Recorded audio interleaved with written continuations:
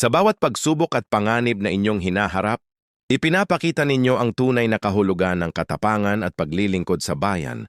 Kayo ang aming mga bayani.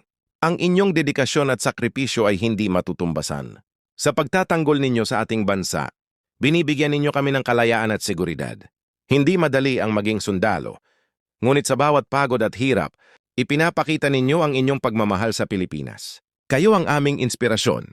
Sa bawat pag-alis ninyo sa inyong mga pamilya, mayroon kayong dakilang misyon na dapat gampanan.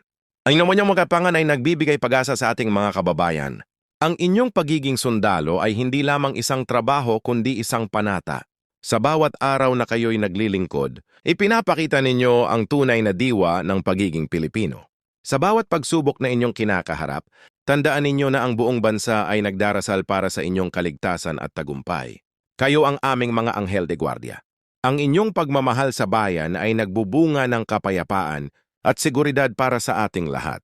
Kayo ang nagtatanggol sa ating demokrasya at kalayaan. Sa bawat araw magpasalamat kayo sa pagkakataong makapaglingkod sa ating bansa.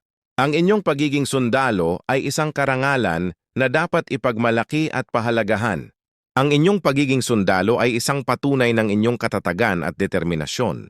Huwag kayong matakot na harapin ang anumang hamon dahil sa bawat tagumpay ninyo, mayroon kayong binibigyan ng inspirasyon. Sa bawat pagsubok, tandaan ninyo na mayroon kayong Diyos na laging gumagabay at nagbibigay sa inyo ng lakas. Magtiwala sa Kanya at ipagpatuloy.